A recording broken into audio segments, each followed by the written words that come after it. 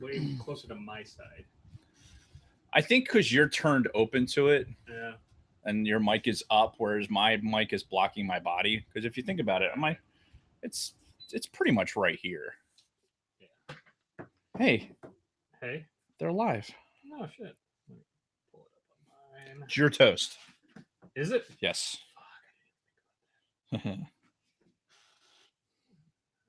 God, I'm gonna have to rack my brain. All right. I think I have it. It's gonna be kind of a cop out, but Fair enough. Thrawn Treason. For watching already. Shit. Hey, look at these guys. We got Stonebleeds. We got Tom. We got Big Lovin'. Whoop, whoop. How about those Idaho horsemen? Oh, speaking of which, Tom, my sister-in-law is moving in a week and a half to Idaho, Boise, with a Z. With a Z. So, if you still have free Bronco tickets or whatever magic you can work over there, let me know because I'm sure my brother-in-law wouldn't mind going to a game, kind of get to know the area. But hello there, Scott. Scott! Magic Steve. I don't see Isaac yet. Bisey? Tevin. I just found his channel and instantly subscribed. Nice. Yes. We haven't actually We started love the you, show Tevin. yet. This is, and thank you, Tevin. This is the pre-show stuff. We're building up to it. It's building. Oh, God. Fucking. Did I trigger something already? Yeah. Hashtag no Z in Boise. Yeah. Oh, what was I supposed to say to get you all spun up this week? I don't know. Fuck, guys. I think it was mentioned in the Facebook group too. What was Dave getting all pissed off about like last week or a week and a half ago that we were supposed to bring up on the show? I thought I already ranted. We don't need to have that same rant again. No, like honestly, no, it was something new, something since the last time we recorded. Of course, there's always something, Jason. What was it? God damn it! Area 51. No, I already ranted about that. No, it wasn't that. Ooh. Oh right, the stage moon landing. That's what it was. Oh, for fuck's sake! Are you really? These motherfuckers. Oh god, that's why I love doing this. I was gonna write something down. God damn it, Brady! Come on, man. You don't know the difference between your and your. Come on, man. You're better than that. It's the possessive ready, right? He hopes my ready. Right. Hope you're ready. Hope my ready what? For fun. I'm not. I know it's nonsense. Yeah. Oh, what was I going to write down? Fuck. God damn it. Son of a bitch. I can't. This is how bad my brain is anymore. It's just fucking. Are we gonna leave these here? I mean, to be honest, I'd rather not. Yeah, because they're blocking the poster. Yeah. We can take them down. We'll ceremoniously take them down during the show. Maybe if I get you angry enough, you can just no. I will not do that. These are precious. We will not be doing that. Challenge accepted. Look here. Look there. Where's our look there sign? Fucking Star Wars broads aren't doing their fucking jobs. Come on, Twinkle Tits. Let's go. There's Isaac. Hey. I knew he'd be here. Hey, boys. I can't stay. No. Well, then what the fuck? No. It's good to see you, though, Isaac. Yeah. All right. We ready? Or are you still stalling for a fucking toast? No. I think I got one. Okay, so just to recap real quick. Let's toast Mm-hmm. Quick catch up with the being behind on episodes. Right. The Comic-Con news, and then roll right into Thrawn. Sound good? I got a week thing to do. All right, our weeks. Okay, we'll do that right. It'll be quick. Thrawn. Okay. Yeah, we'll do that before Thrawn. Cool. All right. We're doing it live, peeps. I don't have a while. That's right. Hey, it's still up from last time. All right. We'll do 30 seconds of silence, and then we'll roll into it. Starting. No, we didn't start the audio recording. Whoops. Woo! Time out. Wait. Fooled you. This is what happens when you don't record for 2 weeks. What are you talking about? We've recorded multiple times. Yeah. So you said. Fuck. What was I trying to write down? Something about the fake moon landing? No. Oh. Neil Armstrong's a fraud. Jesus Christ. Terminator 6 Dark Fate? What? Oh, God. The movie looks terrible. Linda Hamilton, you should have just left it alone. All right, sound test. Sorry, guys. Hello! Hey! All right, it works. No more. All right, for real this time. Remember to click that like button. Yes, Scott, thank you. All right. All right, are we ready? Apparently. Let's just get all this nonsense on fucking recorded. I know. All right, 30 seconds of silence starting now.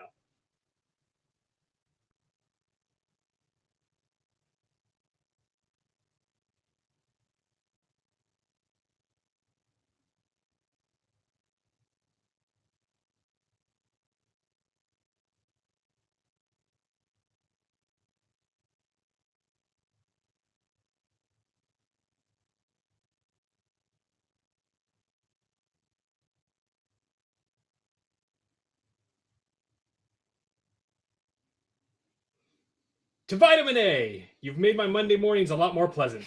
Vitamin A. I miss my vitamin A, honestly. Yeah, for those of you not in the know, vitamin A is a little drug that we like to call Ambien. There's a more technical term for it. I think Ambien is the brand name. But anyway, it knocks you the fuck out. When you can't sleep, pop one of these mugs. Yeah, first of all, you get really loopy. You're like, I don't know, you're almost drunk times 10, and then you fucking just crash and burn, and it's great. And I've got some because I've been having a lot of trouble sleeping lately, but it's been doing wonders. Although there is a side effect to it. You act like a fucking idiot sometimes. If you're on it, you don't fall asleep right away. Sometimes you'll make weird social media posts. Weird posts on in the Sidebar Cantina, maybe. Yeah, and send people weird texts that the next morning you're like, why the fuck did I send that? Or, oh God, why did I say that? Wasn't there a certain somebody that in the tanker squadron that had taken it and then proceeded to like end up naked in her tub playing guitar? I've not heard that story, but man, I wish I had known about that. No, you wouldn't. Yeah.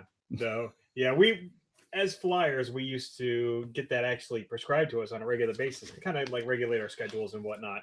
And no, tell it like it is, because aircrew members are chronic alcoholics, and they wanted us to stop drinking ourselves to sleep and rather take a pill so that we'd fall asleep. Okay. That's the reason. That's legit. I'm retired. I can tell like it is.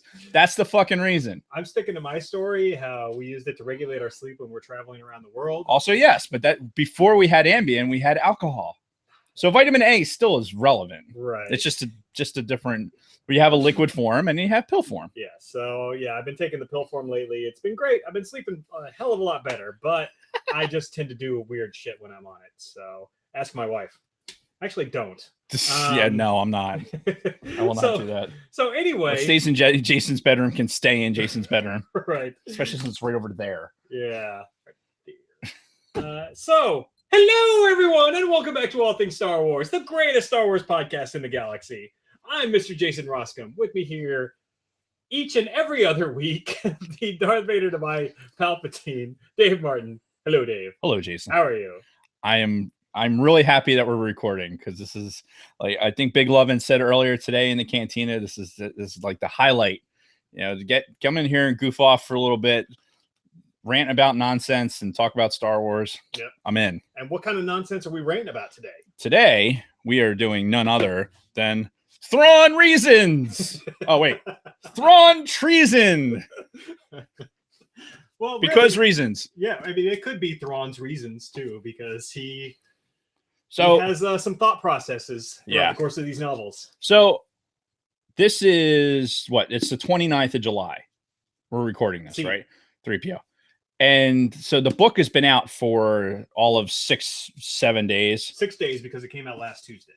Okay. Books come out on Tuesdays. Fair enough. I did not know that. And today's How did I get a fucking watermark on the cover? Anyway.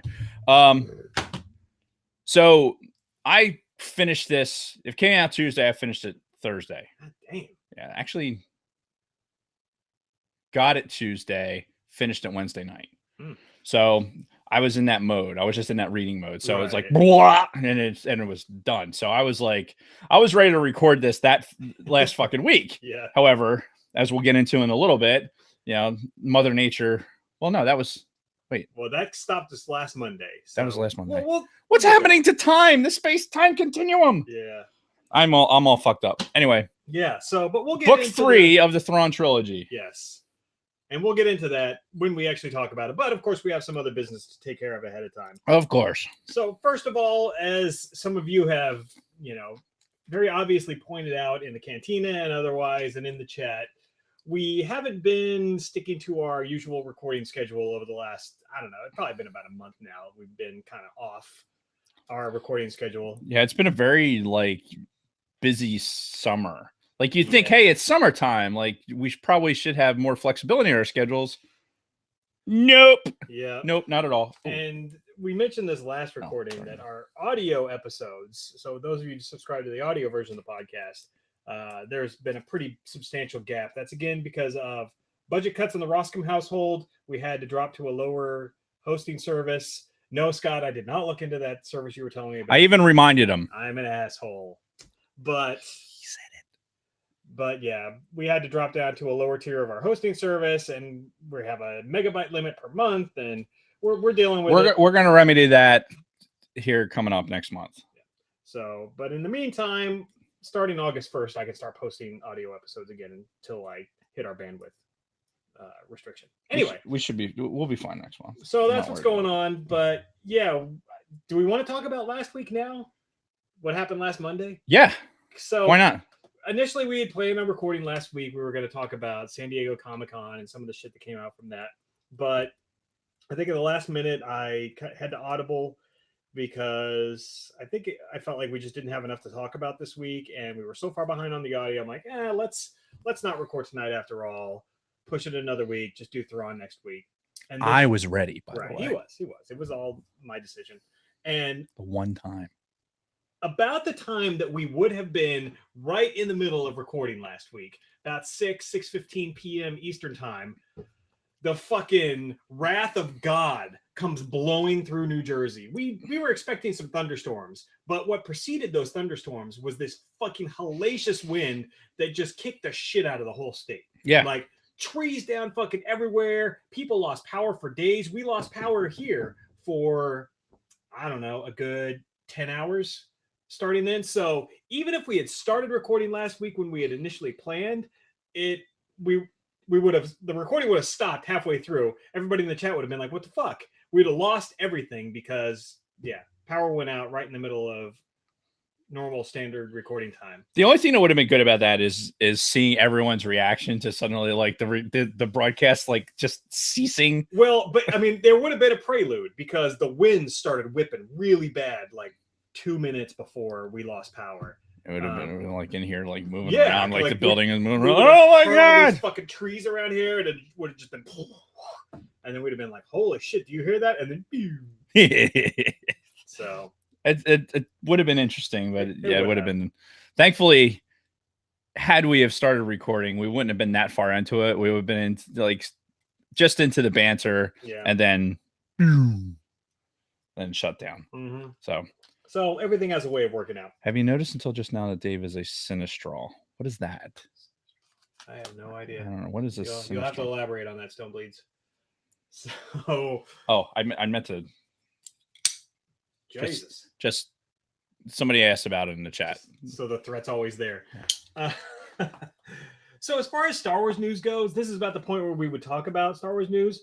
Beyond what was announced at Comic-Con last week, still nothing. Like, we're in this really weird lull as far as official Star Wars news goes. It feels like we're about to kind of hit this new, like, up climb, whatever you want to call it, for Rise of Skywalker shit, but with the exception of the comic books that we're going to talk about. Well, just made me think about this, and we didn't talk about this pre-show. The Disney Plus lineup came out. Right. So the one thing, where were we going? What? I just jumped into Mandalorian. Well, we didn't prep at all for any of that, but like, I think the big takeaways are obviously the Mandalorian. All the Skywalker trilogy is going to be on there. The trilogies Yes. are going to be on there, except for obviously Last Jedi is not out in first release. That's going to come a little bit later, and then the timeline was actually fairly short for Episode 9 to be out there. So, and then Rogue One's going to be there, but Solo's going to come a little bit later. And I wonder if that's because of the deal with Netflix, because those are all on Netflix right now. Rogue One, Solo, that's kind of what Jedi. Big Swede and I were surmising. That was probably why. But yeah, I'm sure they have some sort of deal with them. I will tell you what, I will be paying all of the monies for the Disney Plus. There's no fucking doubt that all that availability for seeing those movies, yes, absolutely. And there's some fucking bullshit that's going to be in there that I don't recognize. And be like, why are they? I love the memes that are out right now about why are you remaking everything? How about you just stop for fucking 1 minute? 20,000 titles and you got to remake everything. Yeah. Anyway, where were we going with that? I don't know. Speaking of which, oh god, I totally lost my train of thought too. Dude, we are fucking old. It is like literally like the synapses are just like it's really fucking bad. Yeah, but that's still coming in November. We know the Mandalorian's going to be out. They announced Mandalorian season 2. It was renewed for a second season before the first one even airs, which nobody's really shocked. I know they said Favreau's already writing the second season, which again, those are all it's that point, and we're going to talk about it with the Thrawn book. And this has been like, what have I been looking forward to Star Wars wise for the summer was the Thrawn book. Yeah.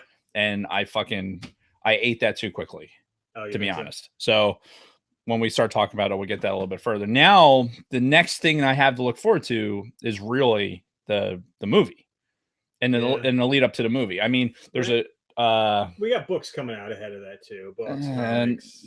There's some comics that are coming out, like we're talking about the Kylo Ren stuff, I think, right before I sidetracked this. Right. Actually, I did sidebar with no kidding Star Wars shit. Can you fucking believe it? I know, right? You just fucking like mark this down. This was a first. It's because we have 2 weeks of build up, so we got to get it all out into a nice big explosion all in one. That's what she said. Yes, it is. So, all right. Well, since we've already alluded to it a couple of times, let's talk about this Kylo Ren series that's being released. It's a comic book series that they announced last week at the Comic-Con, and it's, I don't know, the descriptions I read were pretty vague. It's going to be kind of like Kylo Ren's origins, which I guess is how Ben got turned to the dark side, and it's going to involve the Knights of Ren. Who the fuck are they? Well, as much as like kind of, even the way you're saying it right now kind of downplays it, because it's like the release of it was kind of underwhelming. Like, oh yeah, hey, guess what? We're going to do 4 books.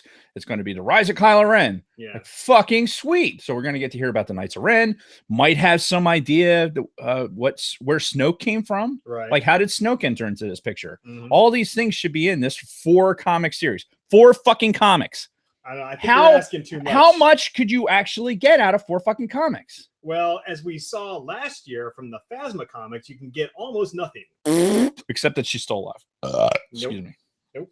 I got... When is she releases? Yeah. So $12 that says that she's Dead as shit. Shit's not dead. There's Oh, bacteria and shit that's or really, we're gonna get into this kind of a semantic argument right now. over shit. Absolutely. Because that's what Phasma was. A big steaming pile of shit. And you know, that was my first thought when they announced this book series. It's like, okay, 4 issue comics leading up to Rise of Skywalker about the Knights of Ren. So I'm like, oh, so they're gonna have like 2 minutes of screen time and then get killed off unceremoniously in the movie? Because that's the precedent that was set with Phasma. You know, they had all this pre-Last Jedi build-up with her between the novel and the fucking comic books. Maybe 2 minutes of screen time, and then she just gets fucking bitched out. Yeah, and we don't even have a novel that for what's going to take place with the Knights of Ren. Right. And you would think that story, Ben turning to the dark side, where Snoke came from, the Knights of Ren, that you would think that would be important fucking details. Right. Important details. Novels, like a book trilogy. Yeah, at least something besides one. We're going to get one comic before the fucking movie comes out. Yeah.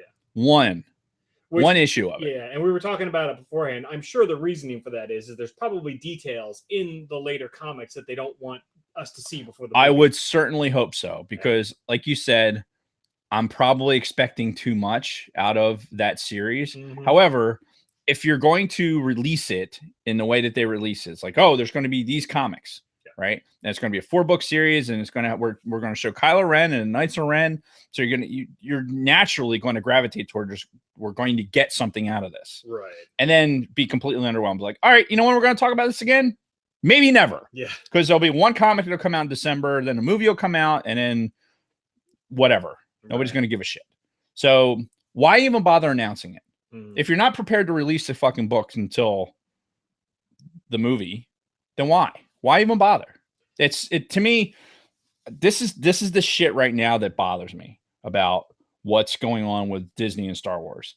If we're going to do this piecemeal fucking, we've got Avengers going, you know, we put Avengers back out in the movie theater so we could top Avatar, even though they also own Avatar property now. So it's like, but they're so busy stacking fucking Legos on top of each other. Next thing you know, like, where's Star Wars in this? Is Star Wars just going to be lost in this just sea of what Disney's putting out? Because they are putting out so much stuff. I do kind of get that feeling. Yeah. They don't know how, I don't think they know how to market Star Wars. Right. I'm really getting that impression. And look at what's happening with Galaxy's Edge at Disneyland. I guess after that initial week or two when it first opened and they had reservations and all that, it's been like a ghost town from what I'm reading online. I read a couple of like Disney blogs and things like that. And like they have failed to really hype up Galaxy's Edge. And a lot of people feel like it's kind of fallen flat. And it's like one of the worst areas of the park because it's designed like an area of Star Wars that we're not familiar with. Yeah. There's one ride, a second one that'll be open at some point in January. It's not set up for kids. Right. Really. It's not set up for little kids. And that's, we were having a discussion at work about it today. It's, you know, you get this fucking, some entitled fucking broad decides like going to make a comment about how if you don't have children, you shouldn't be in the fucking park. You know what? Go fuck yourself. Yeah. Like seriously, none of this is geared towards fucking kids. I mean, to be honest, these are all aspects, like anything that Disney's doing, especially in these parks. Yes, there's going to be kid related rides. There's like Goofy Land and all that other bullshit. I can't remember. Like when I was in Disneyland, I was like fucking 3. Right. Well, so a few things have changed since then. One would hope. Yeah. But in Magic Kingdom, there's like certain areas of the park where, you know, you definitely have like kid rides, but then everything else starts progressing into like more older kids and adults. Yeah. To say that, oh, because you're minorly inconvenienced because there's actually adults there without children that are fucking stand in line, go somewhere else. Yeah. Go somewhere else, because why should the happiest place on earth be delegated to somebody who only has children? Yeah. Like my kids are older. My kids are adults. Yeah. Does that mean I can't go to fucking Disney World now?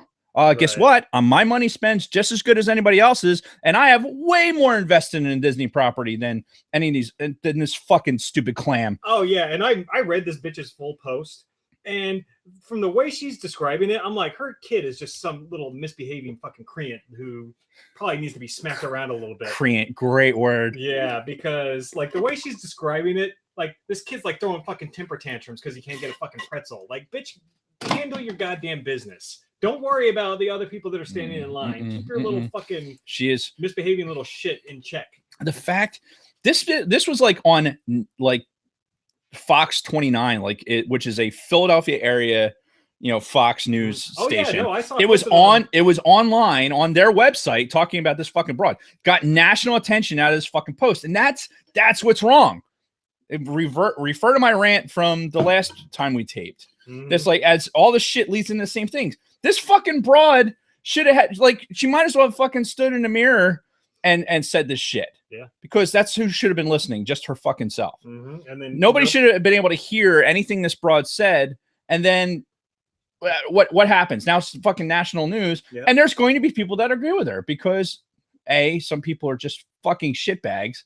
Well, and they want to rebel against something. Yeah, and what did you do? Something fell in my water. It's protein. Yeah, fuck it. Whatever. Oh, I got it. Nice. Like a leaf or something. Now eat it. Do it. Yeah. Anyway, yeah, that shit. Oh. Yeah. Like Galaxy's Edge, I think, to get back to the Disney marketing thing, regardless of fucking, which was a sidebar from the Kylo Ren comics. Yeah, it was some stupid fucking clam. I think that the Galaxy's Edge, the release in Disneyland, not having necessarily like, hey, this is kind of our satellite of what's going to happen in Disney World with the full hotel experience and everything else. I feel like they should have just waited. I feel like they should have waited until the Disney World opened up. It would have had all the hype and everything there. And then, like, knowing full well, because we know Disneyland property doesn't have the vastness that it's right. It's the original park, but it also is limited in space and scope, right? So like houses and shit around. Yeah. Meanwhile, down in Orlando, there are, you have separate worlds for all that shit. So I think it just goes to the overall general marketing that Disney lacks for Star Wars. Well, yeah, I think they went into this thinking, oh shit, all we got to do is keep churning out the Star Wars, and it's just going to be like printing our own money. Which is accurate to a point. Yeah, to an extent, because you can't just like churn out garbage all the time and just expect all of us to just fucking eat it all up. You got to put at least a little bit of work into it and a little bit of quality. Yeah. Because this is what they're laying the groundwork for right now, is when they come out with a new trilogy or all these other things that are going to come out, if they're not marketing it properly, then even the diehard Star Wars fans are going to start to lose interest. Yeah. We want to see this product. However, are we going to buy the toys? There's a huge secondary market for collector stuff, besides like things like pop figures and some of the statues, some of the collectible statues that were on display in San Diego. Fucking the tits. But does that market stay, or does it go back to being a very like collector driven thing, as opposed to like impulsively go in and like, oh, I see a Star Wars pop, let me buy it. Yeah. You know what I mean? Oh, yeah. It's like, all right, you're going to do Disney Plus. Great. It's going to have all the fucking Star Wars movies. All right. Lead with that. Yeah. Lead with even other fucking movies. Like on Disney Plus, it's going to have Fantasia and like some of the original animation that's going to be on there. It's fucking great. Yeah. Right. And they're underwhelming. Everything is underwhelming right now coming out of there. I really think that they're doing the Star Wars in particular a disservice. And I think that marketing machine, I don't think is running very well. Well, in general. Well, I think it's more because of everything they have going on.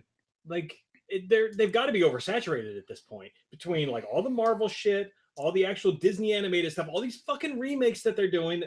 The remakes no fucking reason. Just the streaming service, all these TV shows they have in the works, like all these fucking Marvel shows. There's like 3 or 4 Star Wars shows. It's just, remember we talked about this? God, this must have been like two or 3 months ago when the Fox buyout was done. And I asked the question, at what point are they going to get too big? Yeah. And have we reached that point with Disney where they're just too fucking big?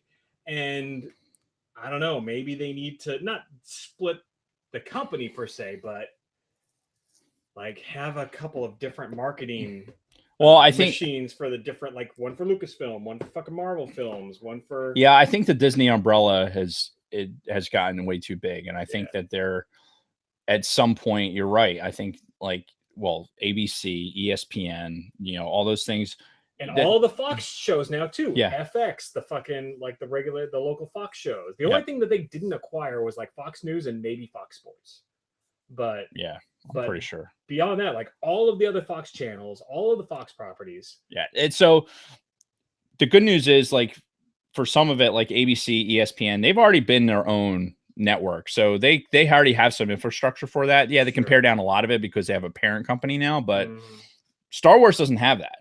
You know, Lucasfilm, LucasArts, like that's probably once Lucas sold the property. Yeah, there's still little companies like you know, it'll still say Lucasfilm in the beginning of this movie. Yeah. However, it's not they're not driving the marketing. Right. They're not out there running the junkets. They're not producing like, okay, this is what toys are going to be produced. They're just making the movies. So that's Disney. Yeah. Disney has to put some fucking effort into getting this movie out.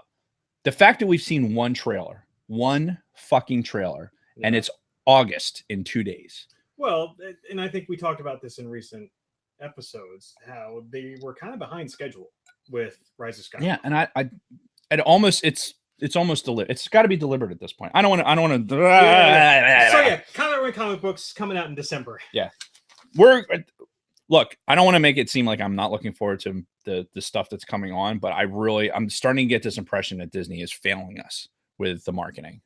And that's all I got to say about that after I said a bunch of stuff already. Yeah. So, all right. Moving on. Do we want to just talk about our weeks and then move into the actual topic itself? You go first. All right, go ahead. Oh, you want me to? We already talked about the storm. So I think I brought this up an episode or two ago, how, you know, I was kind of testing the waters, looking to maybe go back to California sooner rather than later. Did we talk about that? Was offline dialogue. Okay. Well, I think we mentioned it here and there on the show. Well, unfortunately, that plan is out the window. I was trying to work a backdoor transfer to one of the California units to spend my last couple of years before retirement, and that whole thing fell through. Apparently I'm too high ranking for them to take me. So, you know, what can you do? You're too experienced, I guess. So that's out the window. So everybody's stuck with me in New Jersey for the next 2 years. Woo-hoo! After that, who knows? It's, you know, the only thing that's for sure is nothing's for sure. As far as me, I already talked about the Ambien. Fuck, I talked about my 2 injuries last week, my foot and my shoulder. 2 or 3 nights ago, I'm lying in bed. I get cold because Kristen loves blasting the AC all night. And during the summer months, typically that's fine. But every once in a while, it'll actually cool off at night here in Jersey. It'll get down to like 70.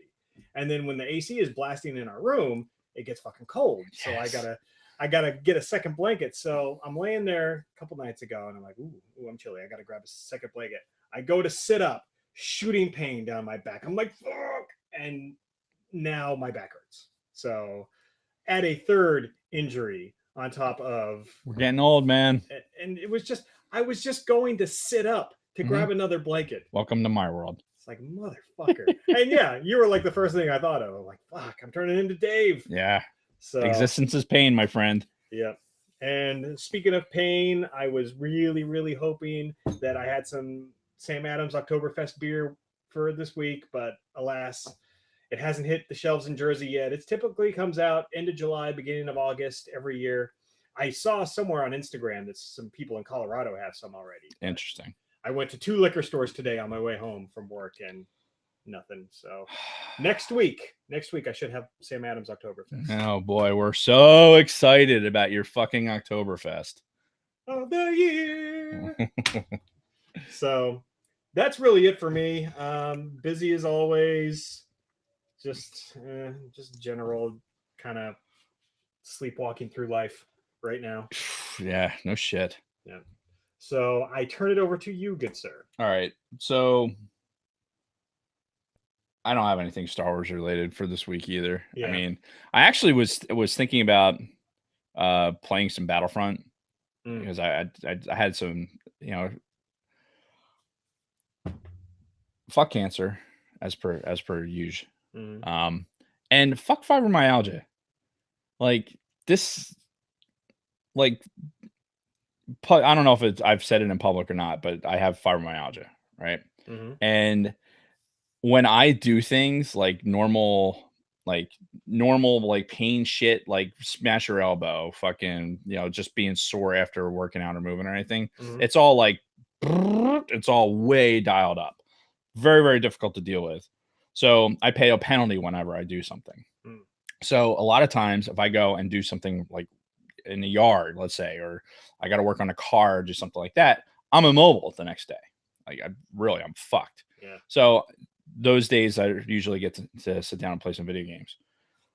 And I went to spin up Battlefront, and I don't know, it was weird. Like tried to get into a server for Blast, and it just like it took too long. Just not enough people. Just not enough people. Damn. So I think based on what I'm seeing like in Instagram and like some of the other Star Wars posting and like Reddit and shit, I think there's more people playing Battlefront 2 right now. I think that with some of the updates, and we haven't really talked about Battlefront 2 because we really haven't been playing it. Every time I try, I'm just disappointed. It is. It is disappointing. But now I'm noticing in Battlefront, and again, this was like a week ago. About a week ago. I'm just getting the impression that it might be starting to die off, and people are starting to transition over to Battlefront 2 because the expectation is that they're going to continue to improve Battlefront 2, whereas Battlefront is the same as it was when it was, after that. I'm fine with that. Yeah, I just me too. want more people on there. Yeah, and you can't drive traffic there. At some point they're going to be like, okay, we've maxed out our fucking guys, and like there's only so many of the diorama pictures that I really give a fuck about, and actually that would be 0. I really don't give a fuck about those. But anyway, so sitting down after fucking just not being able to move, and sometimes even playing a video game is fucking tough. But speaking of pain, so last time we recorded, you were talking about how you had an incident with your father-in-law, and you had to like jump into Jason saves mode, right? Hero mode. Yeah, hero mode. Perfect. So I'm going to walk the dog this weekend, and I get the dog out of the house. I look down the street. There is a pile of people, like not a literal pile, but there's like I look down the street and there's like somebody laying on the ground. There's like 3 or 4 people standing around. Oh shit. I'm like, okay. So put the dog in the house, right? Just kind of threw her in there, close the door, go walking down there. And, you're doing the scene assessment, right? Yeah. Like you do. I walk up, and this woman, our neighbor a couple doors down, her tibia was fucking smacked. Like her leg, it was like her knee was about 6 inches too low for where it was bent. And the girl across the street who had witnessed what had happened was actually like kind of holding her leg so it wouldn't like she wouldn't move it out of position. And so it was a compound fracture, blood. Yeah, God. Non-arterial. So I'm walking up, and there's already a couple people standing there. Somebody already called the cops. I'm like, all right, I'm just gonna watch, like, because everything's stable right now. She was talking, like, but still kind of in shock. Like from what ended up happening was, and this is the PSA. This is the reason I'm telling this story. Got out of her car, and newer cars, the gear shifting system, it's not an actual fucking shifter, right? No, when you go to put something into drive or putting in a park, you're electronically making the shifter go. Yeah. You're not actually connected to the transmission in most cases in new cars. Right. Well, newer Explorer, Ford Explorer, apparently she didn't put it into park. It was in reverse. And when the car started to move, she tried to jump back. This is a 75-year-old woman. She tried to jump back into the car, didn't make it. The car ran over her. Holy fuck. Yes. If you see something like this, it happens to you, like the car's not in gear and it's rolling away from you, don't be a fucking hero. Don't be a hero. Like your reaction is like, oh, I got to get in there and put it in the park. The chances of a car coming by at the same exact time when your car's like backing itself out of the fucking driveway is only going to go but so far. Yeah. Right. If it was, and I'm almost positive it was in reverse because it did carry a bit. But don't try and jump into your fucking car, like trying to get the door open and everything else. You do not possess the skills to fucking do that. Yeah. Just let it go. You know, unless there's like a pile of kids at the base of your fucking driveway that you're gonna run over, you could either A, say fuck them, shouldn't have been there in the first place, or you just and in all seriousness, don't, when you're something like that is happening, your first instinct should not be like, oh, I'm going to get back into the car. Yeah. You can't do it. And this woman in her 70s is dealing, like, she couldn't even have surgery right away because the thing was so fucking broken. Dude, if you had saw it, it was so fucking gross. It was like here's her thigh, and then here's her knee, and then here was like the base like coming out of the knee, and then it went and then went that way, right? And there was blood on the fucking concrete. So holy shit. As I was assessing and started to ask people what was going on, the cops came up, and then the EMTs right after that. Yeah. Bunch of fucking idiots, by the by. Really? Yeah, the EMTs in my town, like, it was like Keystone Cops, man. Like, hey, is that in the truck? Oh, I don't think that's in the truck. Could we get that? Oh, we should do that. Blah blah blah blah blah. I'm like, motherfuckers, what the fuck are you doing? This woman's laying here bleeding. Yeah. Thankfully, not arterial bleeding. Yeah. It's a motherfucker getting to that, like, that hitting that pressure point up in the thigh to fucking stop that bleeding. Ugh. Especially some old lady. That'd be gross. Anyway, but just the EMTs in this rig, and then the paramedics showed up from fucking Virtua, and thankfully they had some fucking sense. But Jesus Christ. So anyway, it was interesting, and I deliberately stood back, because you walk up and you do the scene assessment. It's just like, I'm not, there's like enough cooks in the kitchen at that point. It was, and it wasn't, it was fine, but it was like, it's nice adrenaline surge before I went and took the dog for a walk, because it was like, oh shit, that is happening. Fucking yeah. So anyway, a testament to our fucking military training, but oh man, Brady, it was fucking gross. And one of the neighbors that walked up was like, oh, what happened? I'm like, yeah, it's a compound fracture. Like, what does that mean? That means the bone sticking out of the leg. And they're like, what? I'm like, yeah, look at her leg. And then went, it's fucking like, yeah, that's, your leg's not supposed to bend there. Like, right. Legit. So anyway, don't, something like that. You've just, like anything else. That car weighs almost 5,000 pounds. Okay. You getting into it while it's moving, it's not a movie. Yeah. Like, these are not things that you necessarily have the reflex to do. Just, oh my God, especially pray. Yeah. Just fucking let Jesus take the wheel and fucking pray that it doesn't, do a whole lot of damage. I mean, you fucked up in the first place by not making sure it was in park. Okay. Yeah. I get that. But we lost, the collective because as much as I'm not a Star Trek fan, I enjoyed the movies, and that kid, that guy, yeah, the guy who played Chekhov, yeah. He got killed because his fucking car ran him over. Yeah. Like, it fucking happens. It happens. Pay attention to what you're doing. Yep. Your PSA from the All Things Star Wars podcast. And that's your life lesson for this week. Yeah. Dun, dun, dun. So I wanted to do the mall reveal here. Oh. Here, take these out of the way. All right. I have to whistle while I do it. I got to make noises though, otherwise you got to make the noise. So we had all the pop figure reveals from my exploits on the wheel of rigging the lottery. Yeah, Wheel of Fortune, whatever. Yeah. Anything so that Nick doesn't win, fucking thing. And the drug deal, it's like, I felt bad, so I was given one of the malls. Well, as it turns out, when I won the second one, I won the same guy back, and it's the same guy, number 165 from Rebels, half naked fucking Darth Maul. Yep. And he's been working out, so he's got to bare his chest. Yeah, he's getting, he's showing off his fucking. Well, it looks like a 1-pack from there, but yeah. So it's a pop figure. It doesn't do it. Now we have the mall, and I gotta tell you, man, these things, like, the more I have them, the more I want more. Oh, man. It's a fucking sickness. It really is. It's and it's whales like you is what keeps them pumping out, like 165 of these motherfuckers. Well, guess what? The edict is in full effect in the house, because I cannot afford to continue to spend money on pop figures. But yeah, being retired is is not as lucrative. Yeah, that's the word. Yep.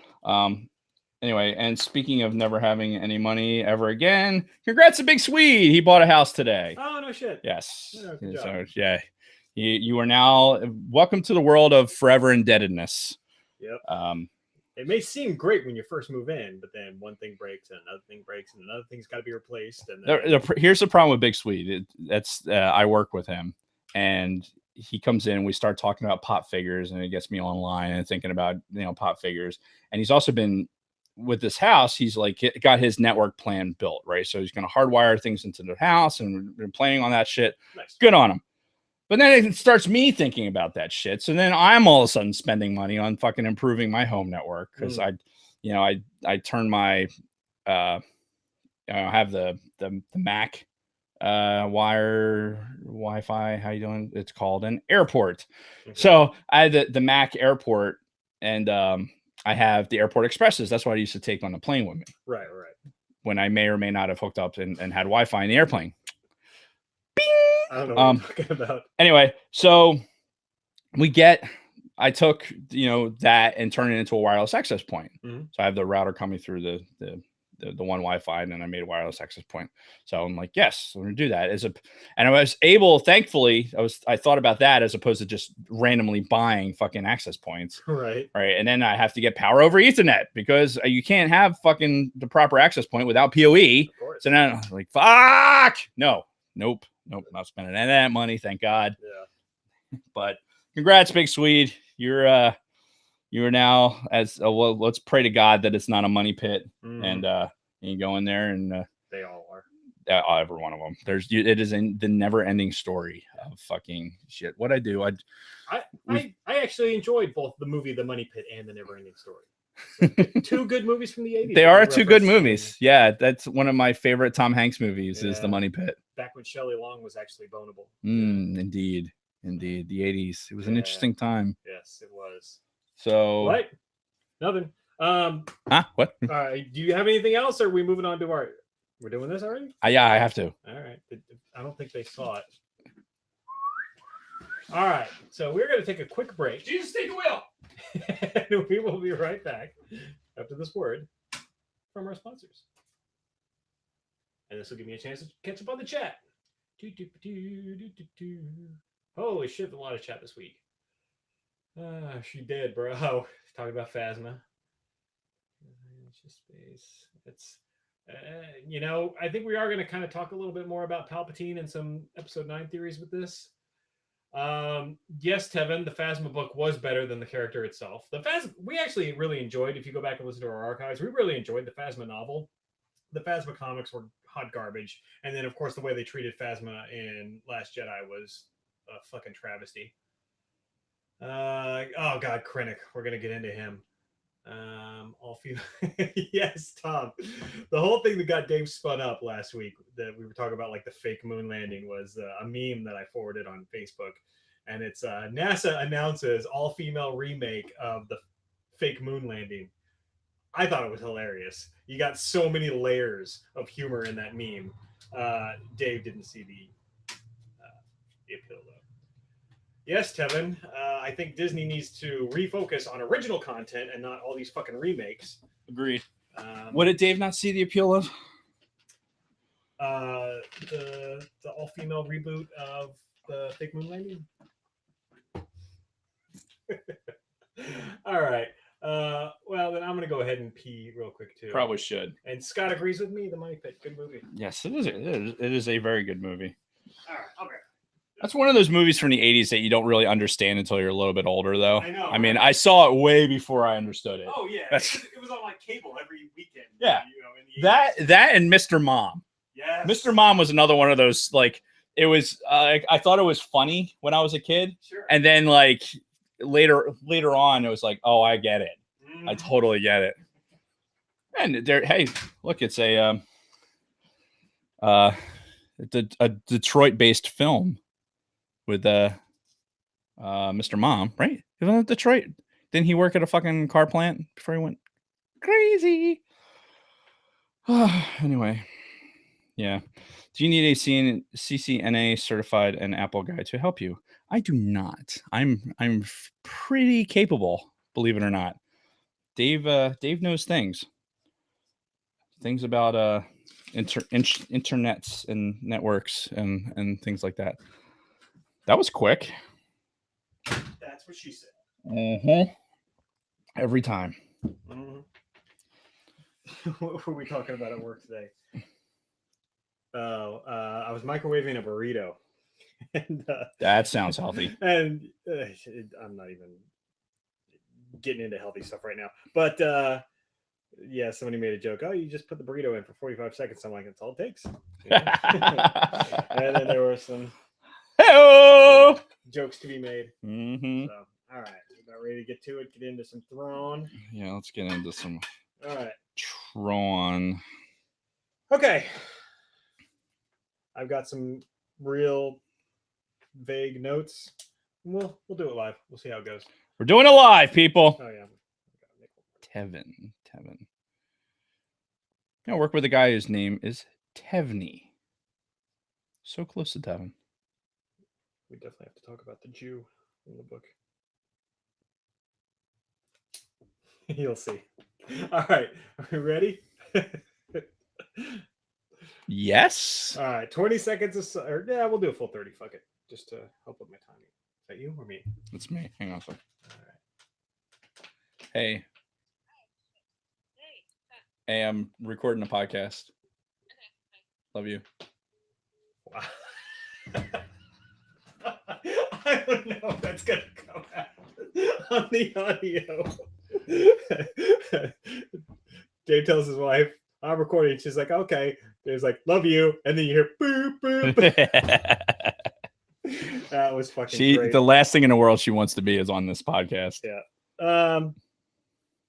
30 seconds of silence. Yeah. All right. So 30 seconds of silence and we'll roll back into it.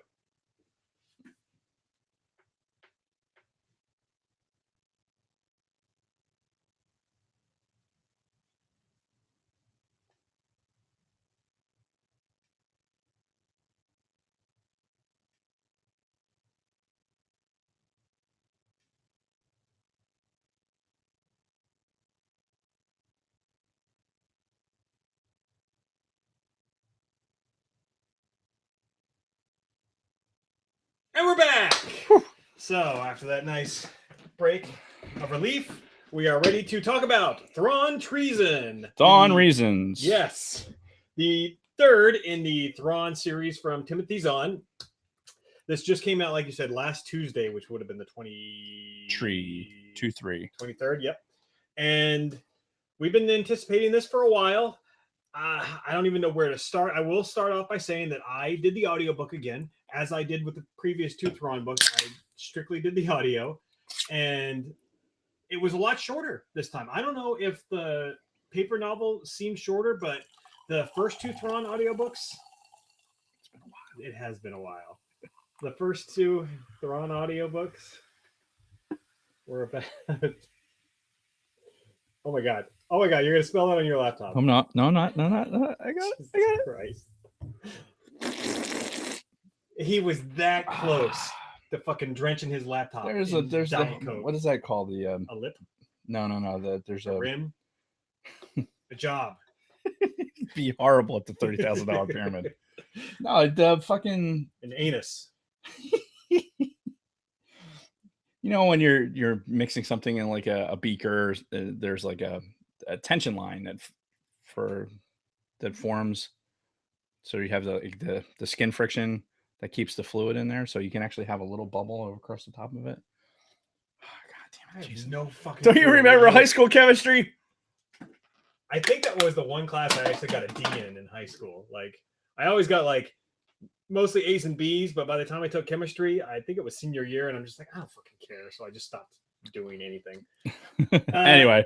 Yeah, so Thrawn, now I listened to the audiobook, 13 hours on this one, whereas the previous two were like 18, 19 hours each. Mm-hmm. So a little bit shorter this time around. I don't know if the novel felt short to you. Well, without giving away my overall feeling on the novel, it doesn't surprise me. Okay. That it felt short, because I think the entire thing was a little bit lacking. Okay. And we'll get into our overall feelings here in a minute. But for the audiobook, once again performed by Mark Thompson, who does a fantastic job with these audiobooks. If you haven't listened to any of his Star Wars audiobooks yet, fucking do it, as Palpatine would say, because yeah, he does such a good performance. He does the voices for all the characters, male, female, different species and whatnot, and he can change his voice inflection so much that you really find yourself getting invested in this. Like you really think that this is a female Chiss talking, or this is a fucking human, or this is a fucking Grisk, you know. Were you gonna say something? Nope. And just really, really well done. And Dave, even though you've read the novel, I would still highly recommend trying to get a hold of the audiobook at some point, because phenomenal job with the production values of these. That being said, there are some differences that I'll get into a little bit later. The Jewish character is the funniest difference, which, yeah, we'll talk about that as we go.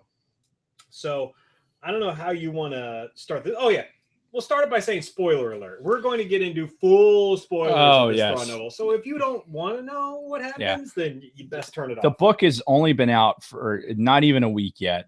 So I understand if you're not a strict follower of the podcast, and because we kind of advertised that we're going to be doing this week. Yep. So if you have not read it yet, don't ruin it for yourself.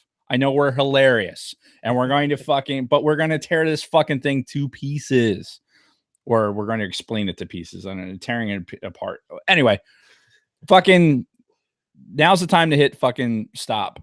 Yeah. Or go to the last minute or two for some, I wrote some notes, but yeah, you don't want to, you don't want to hear it now. Yep.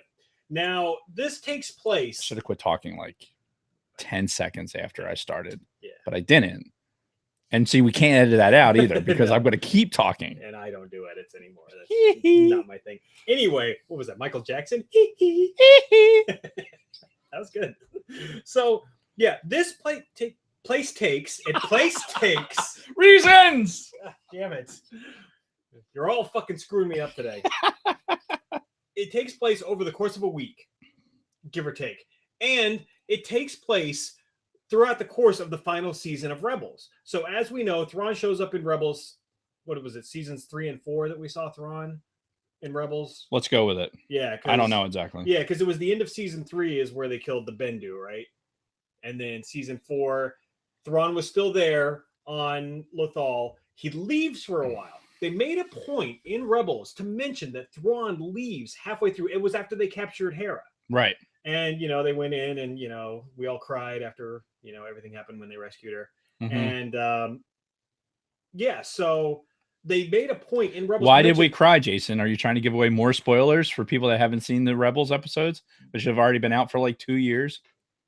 I mean, that was our excuse, right? Because we hadn't seen them yet. Anyway. And also we're going to see Clone Wars like way like after. Oh my God. Yep. Anyway. So, but what is this called? It's called a podcast. Yeah. Anyway, I'm trying to finish a single thought and I just can't.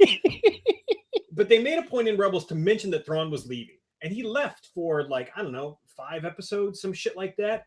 Now this novel fills in that gap of time where he was, and that's the one thing about this, whether or not we actually enjoyed this book, and even some of the complaints we had earlier in the podcast about what Disney's doing with the property, this is one area where I think they are doing the franchise justice, is all of this integration and synergy of some of these canon storylines because you get a lot of Rebels mixed into this. Mm-hmm. You get Rogue One stuff mixed into this. You get some of the, some hints at what's going to happen in the sequel trilogy in this.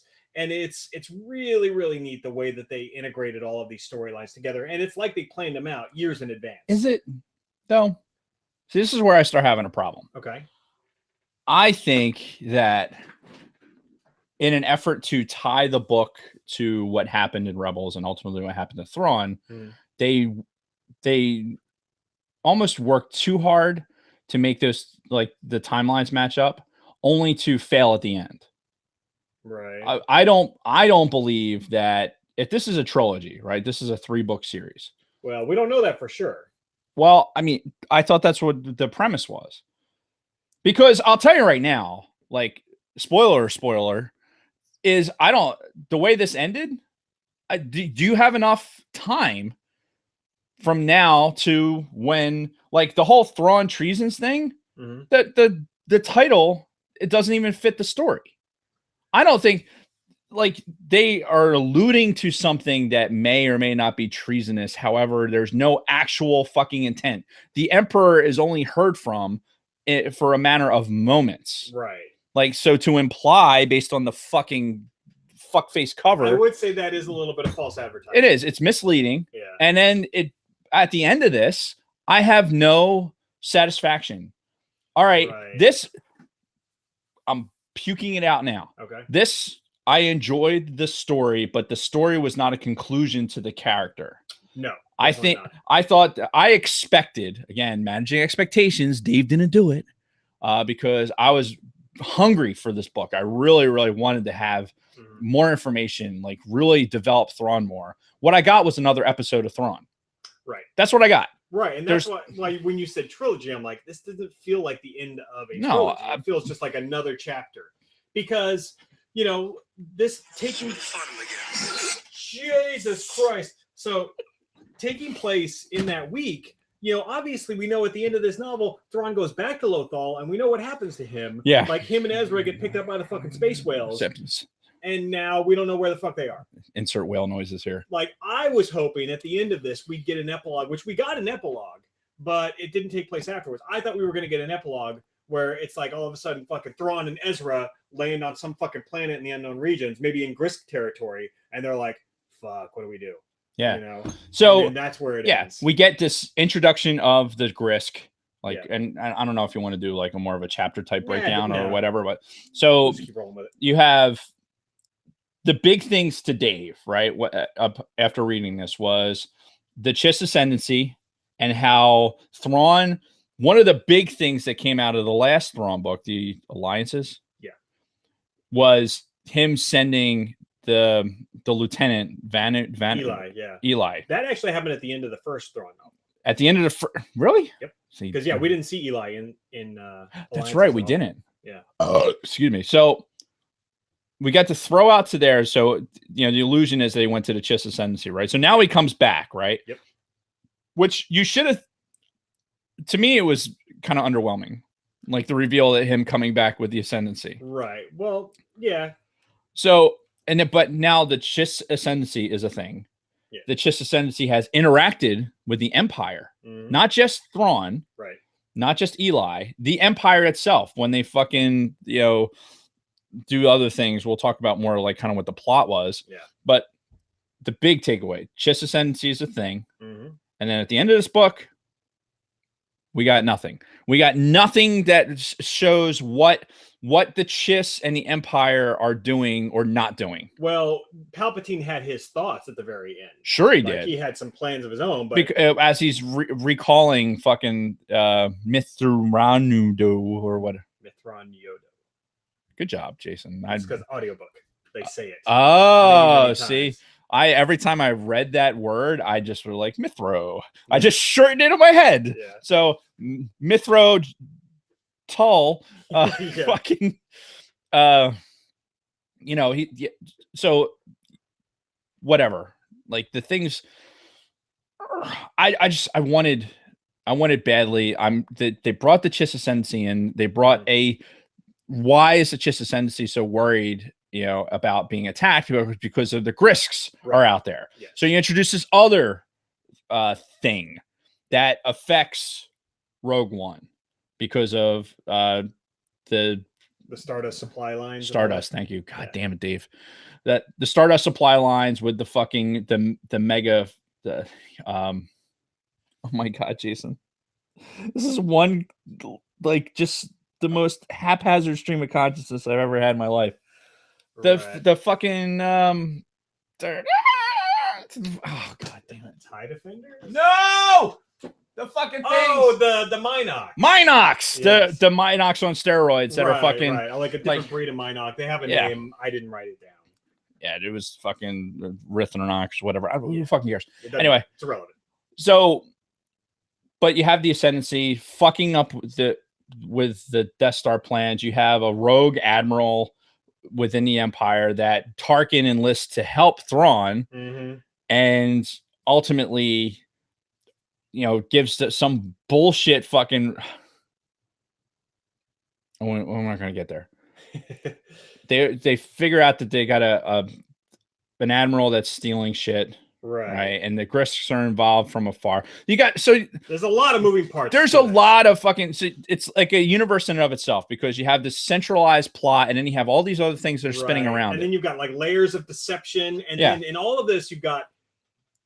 This was the thing that really bogged me down in this book.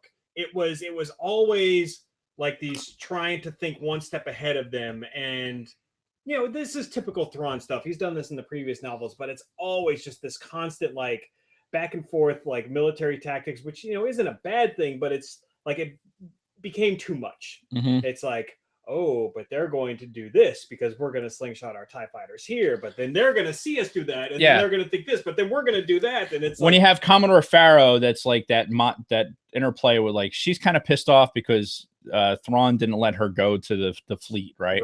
So, and she's wondering this shit in the back of her head, and throughout the whole thing, she's like, yeah, Thrawn's really fucking good at this, but he kind of snuffed me. There's like this whole, like, we're talking about Empire stuff, right? Lots of Empire stuff here, but not really. Like, Thrawn didn't run his ship like a typical Empire Star Destroyer. Right. So, again, I'm sorry. I apologize for my stream of consciousness, but one of the things that I thought was good, as we're talking about like the Chimera, right? And how Thrawn runs the Chimera, gave a level of detail describing like the pits, like the bridge, like how the bridge functions. I kind of like that level of detail with that, because there came points where you had to visualize like what was going on the bridge, like where Farrow was observing Thrawn with fucking Grand Admiral Twinkle Tits from the Chiss. Oh, started with like a V or whatever. So it's irrelevant.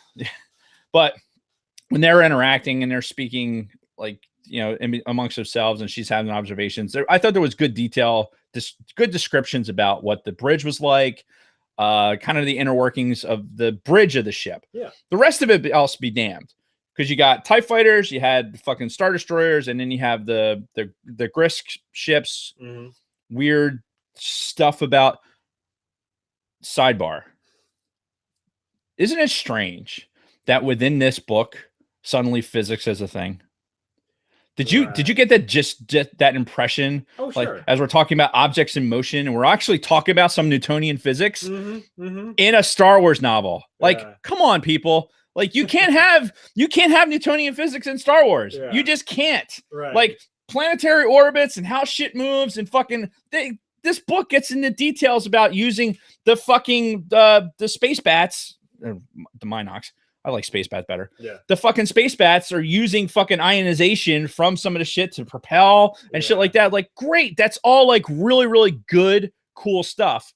If this was a sci-fi universe, it's really not. We discussed that at length. At length. So it coming up in this book, kind of like, I was just like, huh. Well, and I think that's just Timothy Zahn's writing style, because he does other science fiction books besides Star Wars. Yeah, but we didn't see this in the other two Thrawn books. It wasn't there was tactics and other stuff. Well, I'm like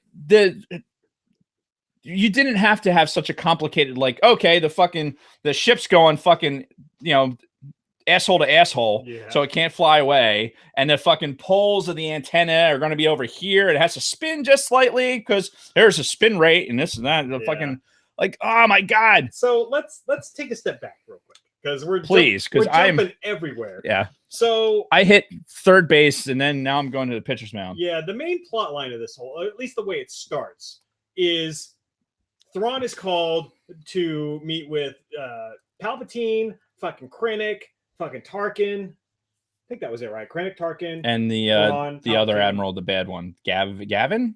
You're talking Roan? The bad guy. And him. Just because you are a bad guy does not mean you're a bad guy. Who, by the way, in the book, that Gavin guy, he sounds like Sean Connery. Oh, really? Yes. Nice. Yeah, he the voice that he gives him is very Sean Connery like, which is. I would not have given him that voice, but okay. Grand Admiral Thrawn. So, and somehow, That's funny. like this goes back to Thrawn's TIE Defenders basically competing for resources with Project Stardust, with the Death Star, right? Krennic's got his fucking Death Star, Thrawn's got his TIE Defenders. They each have their own fucking ideas as to how the Empire would be better served. They Right. each want the resources for themselves. So they cut some sort of weird fucking deal where I think Tarkin comes up with it, where he's like, well, if Thrawn can fix your supply problem, because come to find out Stardust is having supply issues. Like it has a lot of ships that are being destroyed by these fucking Minox. Right. And if Thrawn can go and solve it in a week, then they'll give his TIE Defender program the funding and resources that it needs while still doing Stardust, but like funneling some of that to Thrawn's. So that's how this whole thing starts off. And I'm sitting here thinking, like, this is the plot of the fucking book? Yeah. Like, and because I have issue, I take issue with the making it so real as far as the money issue goes, right? Mhm. Funding. right. Like funding is a thing.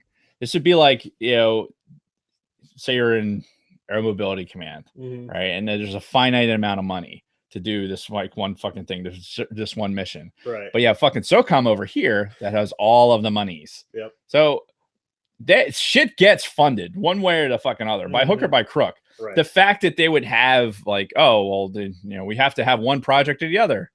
I'm not. I think that's. I think we're supposed to, like, what I take away from that is that they're supposed to have something to hold over Thrawn. Sure. Like they could very easily have made the TIE Defender and made that a thing, but this is Thrawn's project, and because he's an alien, like you do get a little bit of that alien racism in here with Admiral Gavin, because Gavin doesn't trust him. Yeah, nobody fucking trusts him. Even Palpatine, who like brought him into the Empire, still has a level of mistrust. Sure, with him, because I mean, essentially, you got to believe that Palpatine knows how this is going to end. Right.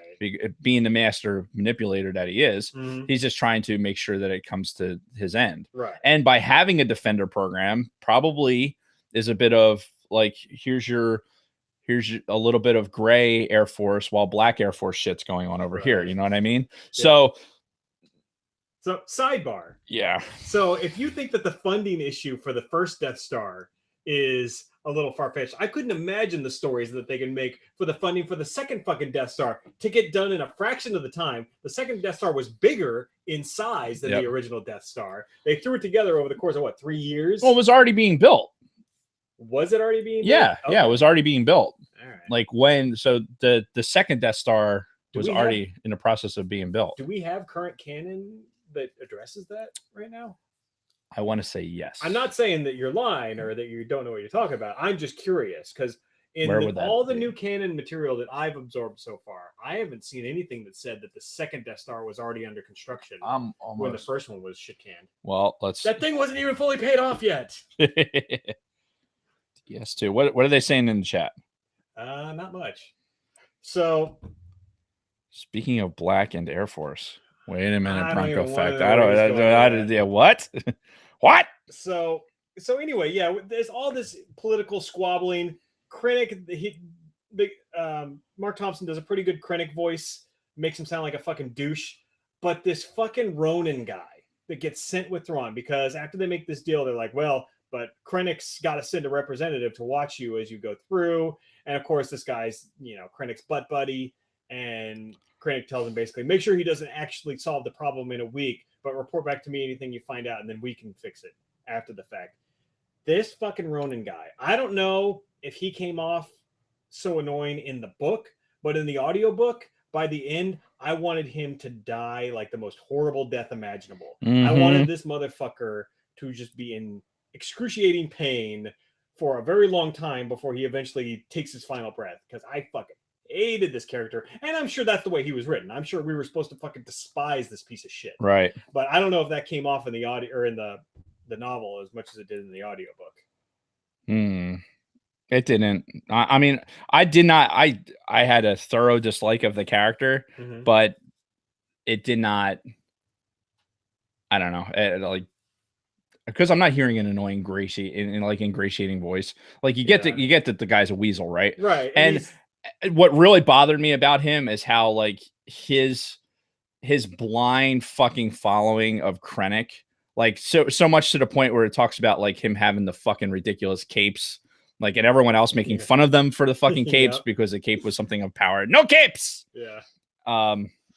So like that part of it was just like, oh, dude, just a fucking bureaucrat, and the fact that it would remind me of the Soviet system, right? Where you have naval officers that have to report to somebody from the Politburo that's like on the staff that has to like make sure that those whatever it is that they're doing is in line with Soviet doctrine. Right. Like that's what it reminded me of, except the guy was even more of a weasel than most. He was a piece of shit. I fucking hated him so much.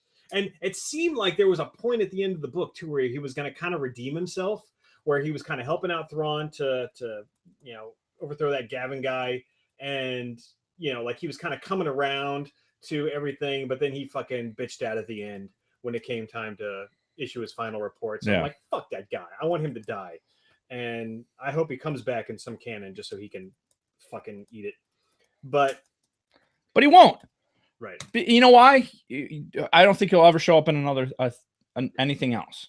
Because I have lost my faith that there is finality in almost anything that we're reading or looking at right now. Yeah, and that's factual, because it seems like everything has open ends to it. When you talk about the Rebels and you talk about these Thrawn novels, I mean, there was no conclusion to this whatsoever. But in the context of just this one novel, let's kind of get through some of these plot points. Dave's being a naysayer today. Yeah, this shit. Then we were introduced to this like multi-layered like conspiracy going on, where it's not the Minox that are actually causing the cargo to go away. We're jumping way ahead here, but through all of Thrawn's smartness and reasoning, he figures out that these ships are actually being stolen. They're not, because the original thing was these Minox were grabbing onto them as they were coming in and out, chewing on their fucking cables, and then they'd have a malfunctioning hyperdrive, and then they'd just go shooting off into the middle of fucking nowhere. Right.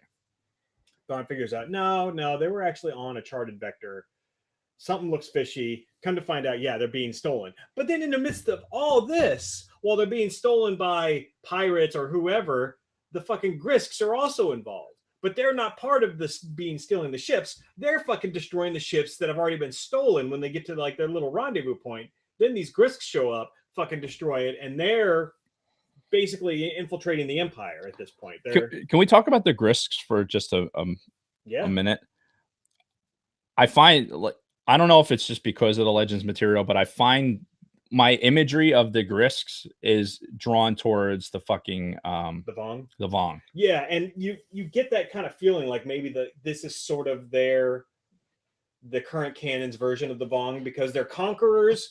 They're humanoid, but they're like very kind of. The difference for the conquering too is that they conquer worlds with like 3 or 4 people. Right, but they basically like they enslave them. They imagine this is where it kind of took that geopolitical type thing where it's like, okay, we have enslaving people. Yeah, and they even alluded to a couple of times how the Grisks could potentially be behind some of the rebellion. Right. Like part of the uprising is a way to destabilize the Empire.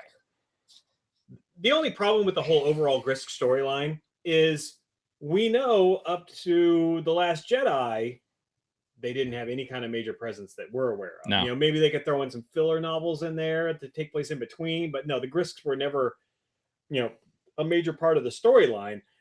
But they're treating them and they're talking about them like they are this massive presence out in the unknown region that could come in and like fuck shit up. Exactly. They're enough of a presence that the Chiss ascendancy is like that's their primary focus. Right. And that's why they would go in league with the Empire, because they feel like any kind of firepower the Empire can bring to that fight is going to help them beat the Grisks. Right, because even the female Chiss admiral at the end. I was looking up her name. I fucking told Thrawn like, hey, you got to get back to the ascendancy soon, because if we go toe to toe with these Grisks, we may not make it out. Like, because the ascendancy is literally afraid of the Grisks. They think that they cannot beat them in Aralani. Okay.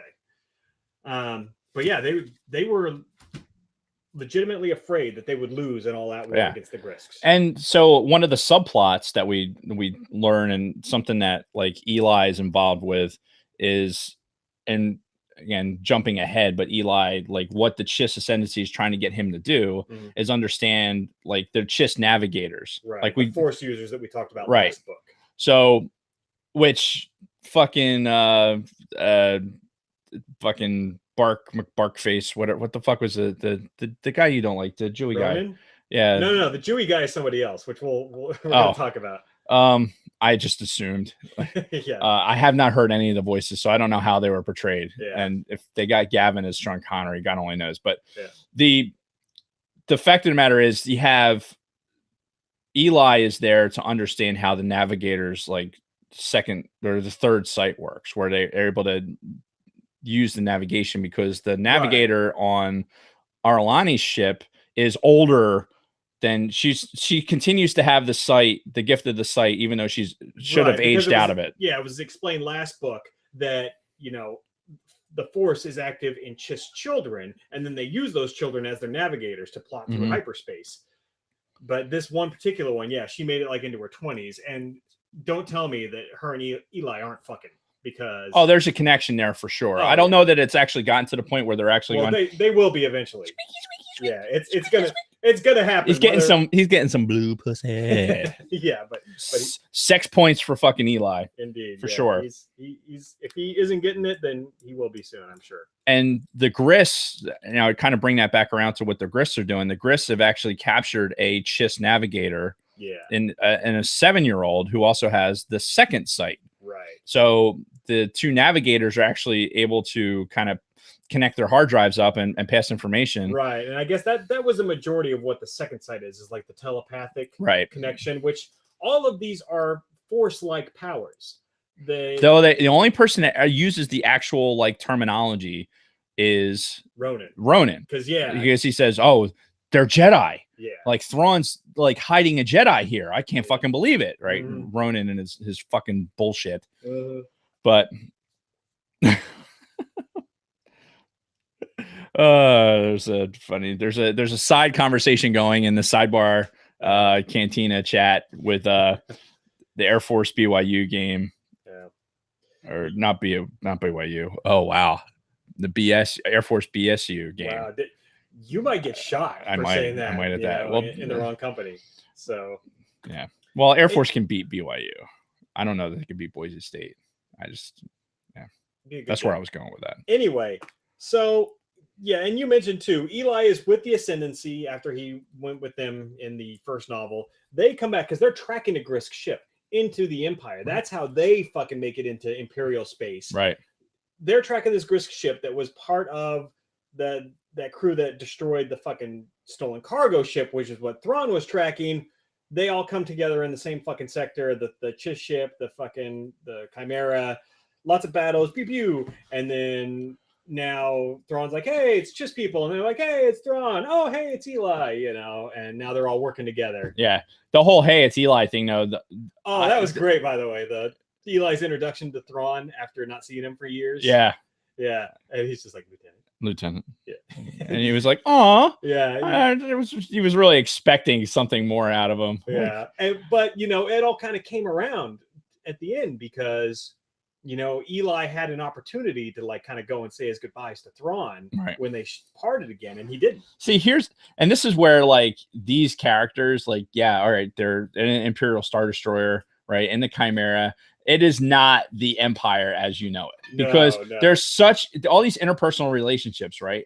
The Empire that we know of, that we see in the original trilogy, is everyone's so cutthroat at that point, especially like the officers. Yeah, or even when you get into like the meeting they had with Krennic and Tarkin and all that, and all those upper levels, all the Moffs are at each other. Like everyone's trying to stand on each other to gain favor with the Emperor, which they also make it plain, like with Krennic's attitude that you see in Rogue One, where he's like very dismissive of of Vader and really the Emperor. Like he's got his fucking pet project, and that's all he gives a shit about. And he definitely thinks he's the smartest person in the room. Yeah, that level of fucking narcissism is I can relate to. But you know, you have all those things, and then but within Thrawn's ship, you don't get that. Right. Like you don't have all the Empire stuff. You have it. It's way more like a naval operation. Like right. where, Different environment for sure. No politics like on the surface.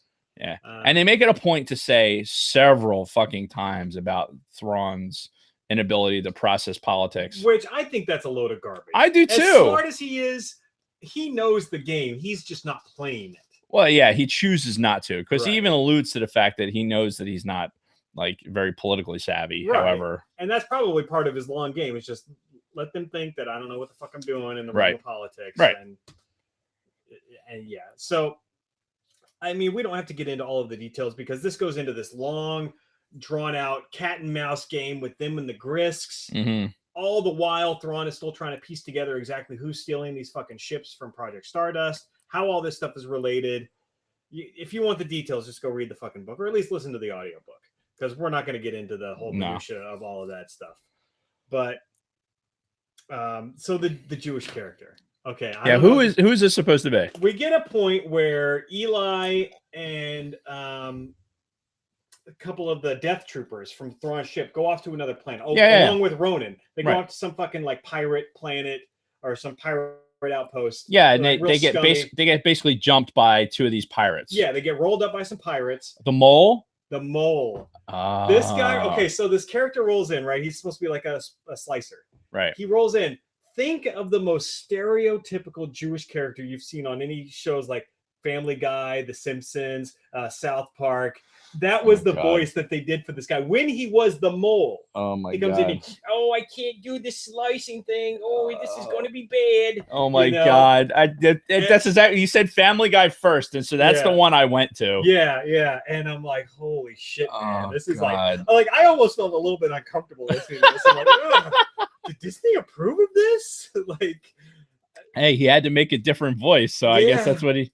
But because it was supposed to be somebody who was like non-threatening, like nobody would think that this guy was a spoiler is ISB, who works for fucking Colonel Yularen. Thank you.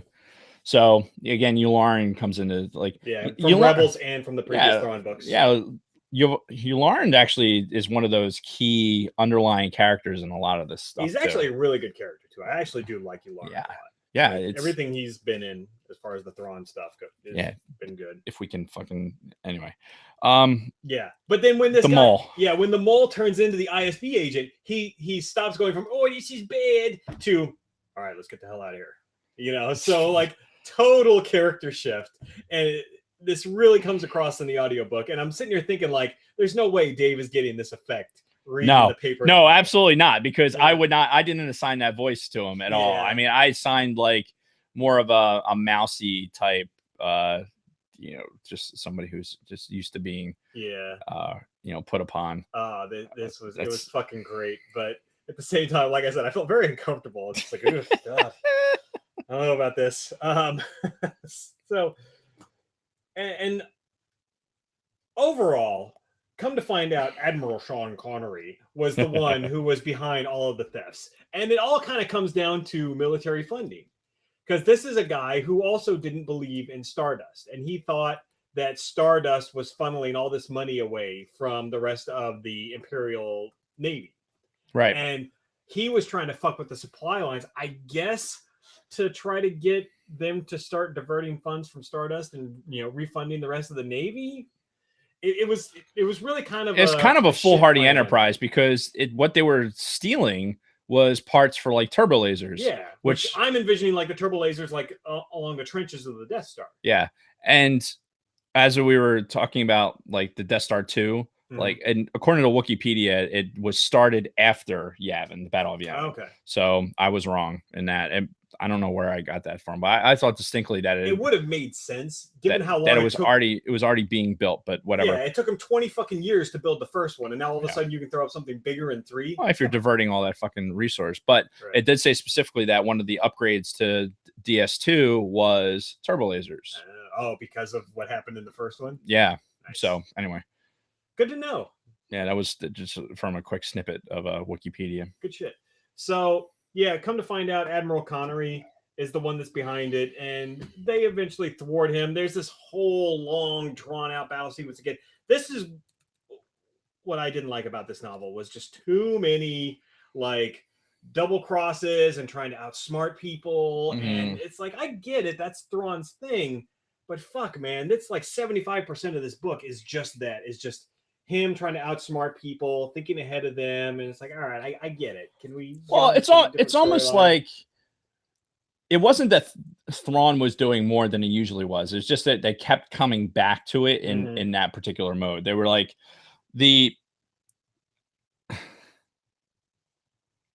hang on, sidebar. In the cantina, I Big Lovin says that he was in Clone Wars. Yularen was like as part of the Republic. I read that as he was in Clone Wars. As Big Lovin was in Clone Wars. And that's I put you were ? And he's like, yeah, Solo as well. Rogue One twice. Like, yeah, you were in those movies? I don't understand what's going on. Yes, I'm totally lost. I see. My job is to follow along in the chat while we're talking. Your job is to keep us on the rails. Right. And my job is to derailing me. Yes. So I'm performing both of those duties. Right, anyway, well done. So he was milking a tauntaun in Rogue One. You spelled tauntaun wrong, but I got you. Yes. That would be fucking awesome. By the way. Yeah. Because if he was here, if he was here. If somebody that was in a Star Wars movie was in this fucking room, that would be something. That would be something. It would definitely be something. Somebody from one of the movies has to live in this area.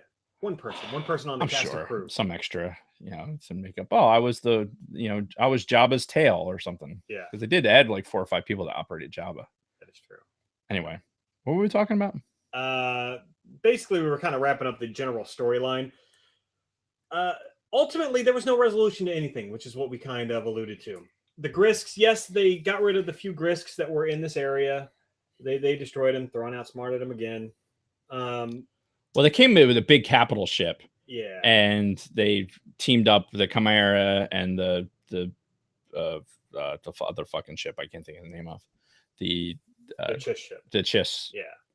Ship. It's not coming. Yeah. Sorry. So they teamed up. They beat up on the Grisks. Then Thrawn outsmarted the fucking admiral who was stealing shit from Stardust. And it all kind of concludes. They go back to give their final report, and this fucking sniveling piece of shit Ronan is like, well, he said he was going to get rid of all the Minox, and he didn't. So technically, he lost the wager or whatever.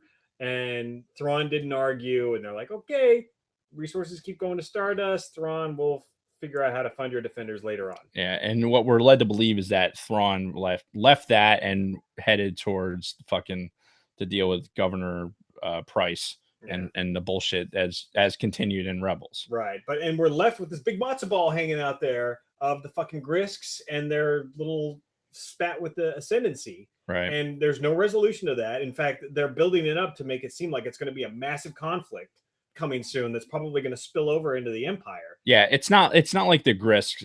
The way that it seems, if nothing else, based on where we're at right now, we can believe that there's so much going on in the outer regions that something like this could be happening and not enter into this world at all. Which is why we need to do the galaxy overview. Yeah, the astronomy of Star Wars.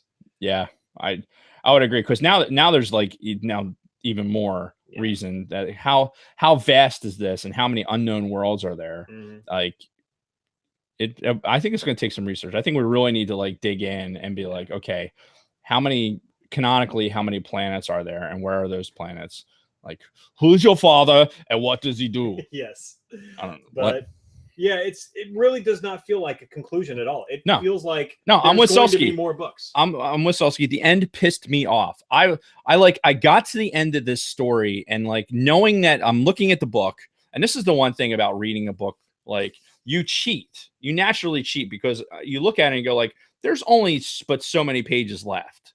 There is no way the conclusion that I'm expecting is going to happen in those pages. And if Yeah. it does, I'll be disappointed because they didn't spend enough time on it. Yeah. They chose not to. Mhm. They're like, okay, there ends another episode of Thrawn Reasons. You know, it's just, because the treachery, you know, this whole treasons buildup that they had really was he never was like, by working with the Chiss, he was still working to the end for the Empire. Yeah. And the only person who really even would have thought it'd be treacherous would have been maybe Tarkin, but he didn't. Yeah. He didn't fucking care. It's like, yeah, all right, Thrawn, he got the fucking shit done. He found this admiral. Mhm. You know, we got him turned over. Bob's your uncle, and we're fucking moving on. Yeah. The whole treasons thing, like the build up to the whatever they thought the story was going to be, I think they completely misinformed us. And the treason ended up being, you know, Admiral Sean Connery, who was the only person that committed treason in this thing. I have to listen to it just to hear the Sean Connery. You have to. It's great. But yeah, so I didn't despise this book. In fact, I found it fairly enjoyable. However, this is by far my least favorite of these 3 Thrawn novels. Yeah. In these new canon. It's like you said, it just seemed like another episode in the Thrawn book, another chapter in the book. Not a good conclusion. Just a average story. Yeah. Nothing spectacular. It's all shit that we've seen and heard before at this point too. With Thrawn and his like super tactical mind and outsmarting people. It's like, okay, I get it. We've been through this before. But saying that, I like the fact that we see more of the Chiss ascendancy and that they're actively. It makes you kind of believe that they know what Thrawn is doing, like, because you almost like in the very beginning of Thrawn when he ends up with the Empire, right? Yeah. He's over there to do a job, right? His job is to fucking assess the Empire. And when Admiral fucking Adavant or whatever fuck her name is, Alari, whatever. Yeah, I don't remember. I'm gonna keep waving my fingers like this for no fucking reason. Alari. Yes. When the two of them are talking and she's basically like, hey, you weren't supposed to go native with these motherfuckers. Mhm. You know, what the fuck? And he's like, no, trust me. I'm working for the betterment of the ascendancy. However, we just need to play this out. Yeah, playing the long game. Yeah, exactly. I like all that. I like to bring in the Chiss in, and if you need a common enemy to do that with the Grisk, awesome. Mhm. But that common enemy was never, ever, ever, ever, ever mentioned before, ever. Well, they were brought up in Alliances, the last Thrawn book. I'm talking about outside of the Thrawn, the Thrawn books that we have. Sure. Like, there's no mention of it that I'm aware of. And correct me if I'm wrong in the chat, but I would love to know that the Grisks are out there as a target of opportunity for the Empire at some point. Right. Like, if the Empire knows the Grisks are out there and know they're a threat, then why aren't they engaging this threat? Or maybe they are. Yeah. Maybe, as I just kind of popped in my head, maybe there's a connection between the Grisks and Snoke.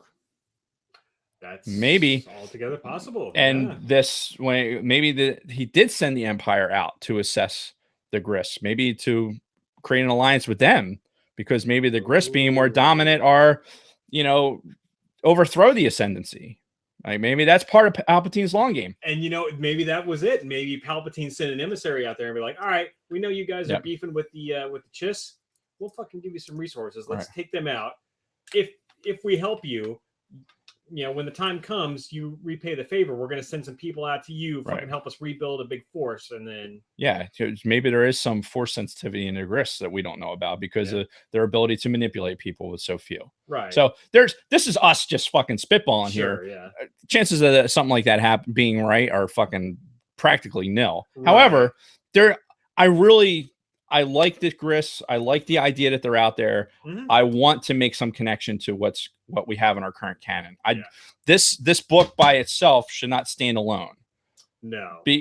And that's really, if you just read this without almost no backstory, it's an entertaining read. Yeah. I'm not saying it's not. I'm not saying it wasn't worth the read, but I think all of us, those of us that are invested in reading the novels and getting to this level of Star Wars knowledge, Star Wars knowledge, to get to this point, I think we're grasping. We really want something to get hold of to progress what we know is there, and to have another just kind of like it's another bump in the road. It's not getting us to the top of the hill. Right. It's just another bump. And that's where the big disappointment's going to come for me, is if this is the final book, like if they don't release anything else to continue the storyline, then this will be a huge fucking disappointment. Well, I was looking, so it was what, almost a year? I was looking, I had the podcast up earlier. That's why it started playing. If anybody knows that. That one. No, shit, no. God damn it, Dave. Oh my God! Oh my God! Stop it! What are you're gonna get us kicked off of fucking YouTube for copyright. It wasn't even on for that long. So relax. God, this guy. Less than 5 seconds. I'm sorry if the fucking video goes down because of Dave. It will not. Stop it. All right, so it's fucking hot in here, dude. It is. It's why we need to wind this down. My ass is sweating. Once you're done playing on your phone. Thrawn Treason announced. That was December 10th of last year, when they announced that Treason's was coming out. So it was. We did an episode on Thrawn Alliances August 4th. Yeah, because they've been coming out annually. Yeah, so July, they've been coming a out. little less than a year. Yeah. Do you think they'd wait another year to put out another Thrawn book? Well, I mean, it takes time to write them. Like, you can't just fucking write these things over a weekend. True, but if you have the general story, then you can write those stories all at the same time. Right. I mean, it's altogether possible. It just really depends on how long they contracted Timothy Zahn for and what their ultimate plan is, because we know fucking Thrawn and Ezra are still fucking out there. We know that Ahsoka and Homegirl are gonna go off and look for him after Return of the Jedi. Are we ever going to see the conclusion of that fucking story? Maybe it's something that they're doing in the continuation of Clone Wars. No, that's a different era. I don't know, dude. Yeah, that's hanging out there, and we need some sort of fucking conclusion. And I hope that this all kind of ties in together. But yeah, overall, so if I had to grade this on like a 1 to 10 scale, I'd say 6 or 7. Not terrible. But again, like we've already said, it just seemed like another chapter in the book. Yeah. And which was, again, it took away from the fact, if somebody had told me like, hey, this is not going to be a trilogy, there's going to be another book after this, then I probably would have read it differently. Yeah, I agree. And I might even reread this just to pick up on maybe some nuances that I didn't get before. Listen to the audiobook if you can. I haven't listened to any of them on the audiobook. So it's killing me, Dave. Well, I've had other things to listen to. And that, again, that comes in it comes in waves. Yeah, but it's so long. Again, we talked about this. I don't listen to books on the drive in. I can only listen on the drive home. So I'm only getting an hour a day. Right. And by that respect, it takes fucking forever. Because I can't mow the lawn listening to a fucking book. I can't I can't do it. I'll miss the book. Because I don't need something to zone out to. I want to be able to actually be cognizant of what I'm doing. That's true. So reading is fundamental. All right. If Tevin's still in the chat, before I get to that, did I give what I think of the Thrawn book? No. Basically, I'm echoing what you said. It's what I said earlier about it just being another book. Yep. And another episode of the Thrawn series. But again, it was entertaining. I was entertained by it, and there's a lot of parts I liked about it, but without a definitive kind of conclusion, it just kind of left me wanting at the end. And then, of course, I think the expectations were high. We thoroughly enjoyed the first 2 books, and I think that we just kind of had high expectations for this. And again, managing expectations. You're right. Which it's so fucking hard. They do it every time. They build us up. They get, this is going to be great, and then you're kind of like, oh. Bronco Fed had mentioned the Chris ascendancy, the Chiss ascendancy, the Chris's ascendancy, Palpatine's plan B. I think it could be. It could be the Chiss or the Gris. But because we've never seen another Thrawn character, we've never seen another Chiss, right, in canon. Yeah, current canon. They've been discussed in Legends, right? But God forbid. I mean, I keep mixing up the two anyway. Yeah. My brain, like those stacks in the library, are starting to fucking get stacked together, and it's starting to get worse. Anyway, I wanted to overall Thrawn, read it. just manage your expectations and hope that they make more. So Tevin had mentioned something about reading Inferno Squad. I did. I read Inferno Squad. I can't remember if we both had. Yeah, that's the Battlefront 2 book. Right. Yeah, we both read it. That. Okay. Yeah. So I was looking for that episode. That's why I was in my phone originally. Yeah. It's in the archives. Yeah, Tevin. So look here. Don't point, Dave. It's rude. Yeah, look for that in previous episodes. I forget whenever the book came out. Probably look a month, because it takes Jason a while to read. I would look somewhere around a month after it came out. We probably did an episode on it, or I know we did an episode on it. Yeah, it takes you a while to read stuff. If I'm reading the physical copy, yes. But like the 13 hours it takes you to listen, like it exponentially longer for you to read the book than 13 hours. I finished it in under a week. What do you want from me? Because you listened to it. I'm just glad you finished it. I'm not going to listen to this. So, before we sign off, I wanted to. Oh, Silver Spear in the chat has a good question. Let's see. Is it down toward the bottom? I'm here. When do we do fantasy football? Does the teams have to be Star Wars related? I was just about ready to talk about fantasy football. Look, see, I made a note. Nice. Okay. Fantasy football. I would say no. You don't have to name your team a Star Wars related one, but absolutely not.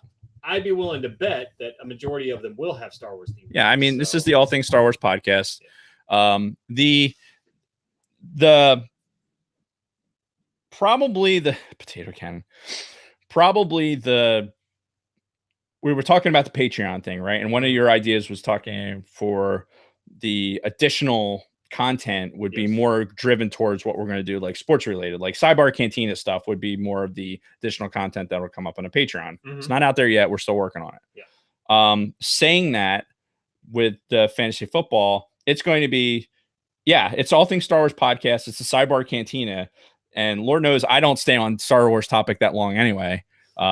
Just with ranting and everything else. So so long as you meet the criteria for being on the team by being a part of Cantina, subscribing to us on YouTube, subscribing to the podcast, telling all your friends, then, as long as those criteria are met and we get the teams together, I don't care what you name it. You can name it fucking Papa Palpatine's giant wiener. I don't know. Let me write that down before I forget.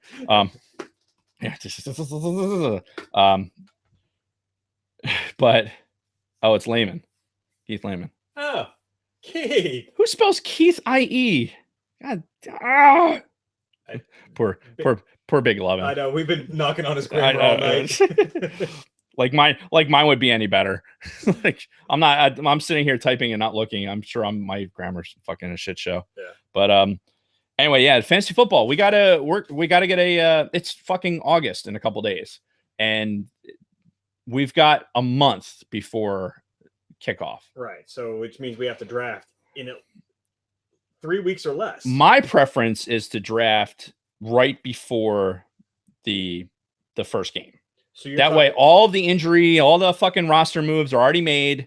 I know people that have already drafted, but they're also in keeper leagues and shit like that. We're not going to be there. Why don't we plan on that Sunday before? Because it always kicks off on a Thursday night. Yes. Right? Why don't we plan maybe that Sunday or the Monday before, do it in conjunction with the show? Yeah. No, that was the plan anyway. The intent is that we're going to go live with the selection. Do a live draft. Yep. We're gonna do that's the other thing too. Do we need a consensus whether we want to do Yahoo, ESPN, whatever? I mean, so do I. Yahoo's easy. I've sampled between CBS, ESPN, Yahoo, and RT Sports, which is the ones I've used. Yeah. RT Sports, I haven't used in years, and it's a pay service, so I wouldn't want to do that. CBS is fucking bullshit. It is bullshit, and will not do CBS. ESPN is okay. I don't like how ESPN ranks. They use the Yahoo ranking system, I think, is a little bit more fair. Than the ESPN ranking system. ESPN ranking relies way too much on their actually on-air talent. There's like 5 or 6 people. There's actually one dude that does the rating, right? And he's a Philly guy. So he's usually, and so I'm not saying I don't like how he picks. I'm just saying that I think Yahoo is more fair. Sure. So and I'm used to it, and this is not a dictatorship, so I say we pick Yahoo and just go with it. Actually, that would be a dictatorship. Right. We're downward. This is not a democracy. Right. What I meant Exactly. To say. So it's going to be on Yahoo. So if our Inferno Scott was episode 29 back in November 15th of 2017. Scott, thanks, Scott. Wow, that was Scott's here as our fact checker. That was almost That was 2 a long years ago. That was a long fucking time ago. Holy shit. It's fucking crazy. Wow, where'd the time go? NCAA football too. Yeah, so Keith just mentioned no ESPN. We want to do Yahoo. Yeah. Again, Jason and I are really familiar with it. We'll set up the league. In fact, I'll set up the league and then I'll probably copy the same. Well, right now while we're on, we got fucking 9 people with us. Do we want half point or full point PPR?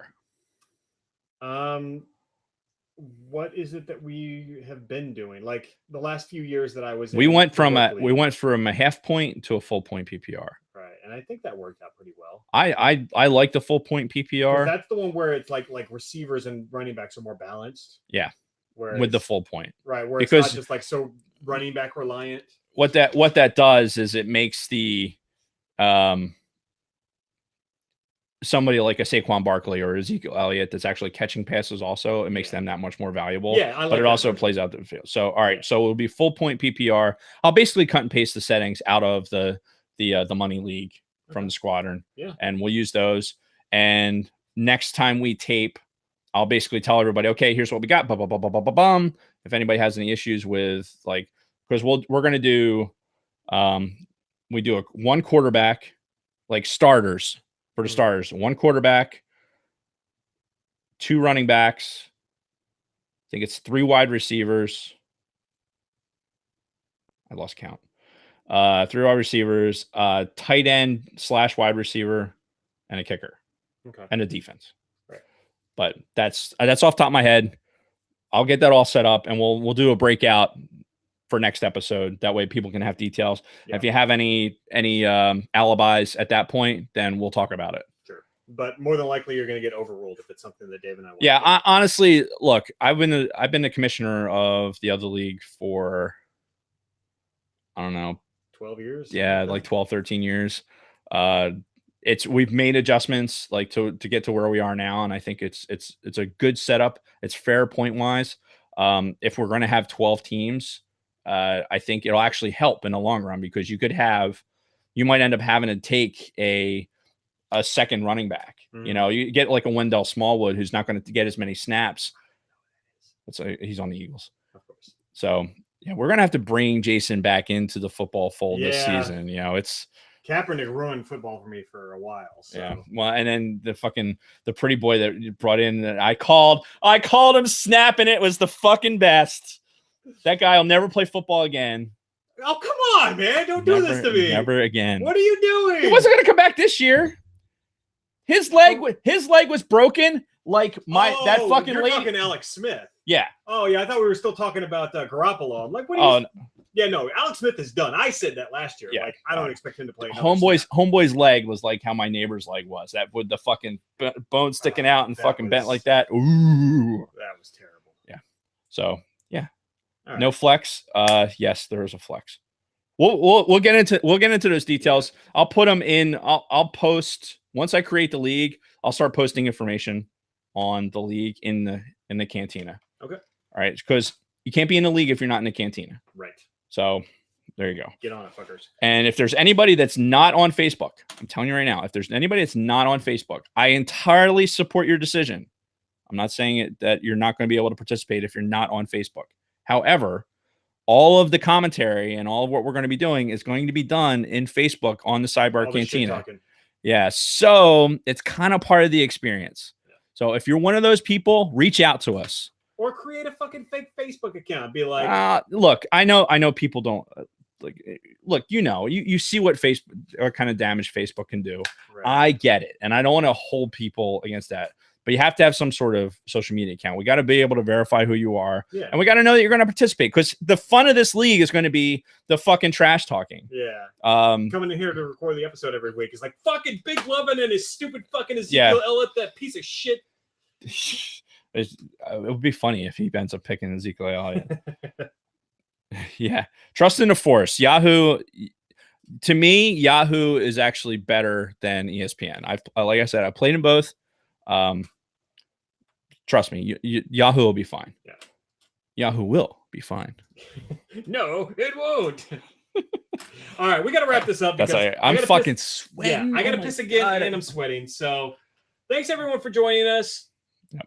I don't know if we're going to be back next week or in 2 weeks. We'll figure it out. We'll be back next week. Right. I'll force Jason to tape. Right, I don't know about you. I need this release. It is good. It's good to be back. I need this release to fucking focus on something that's not related to lodge, work, fucking bullshit house. Yeah. Nonsense. Yeah, it was good to get back. I will say that because there's nothing.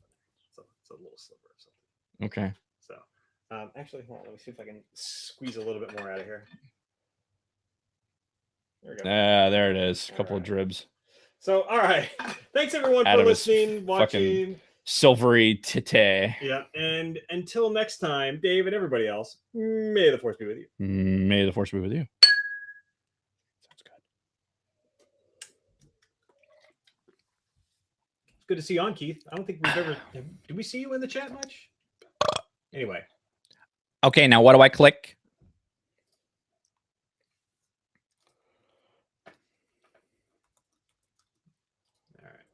Going offline. Peace, bitches. Thanks for joining us.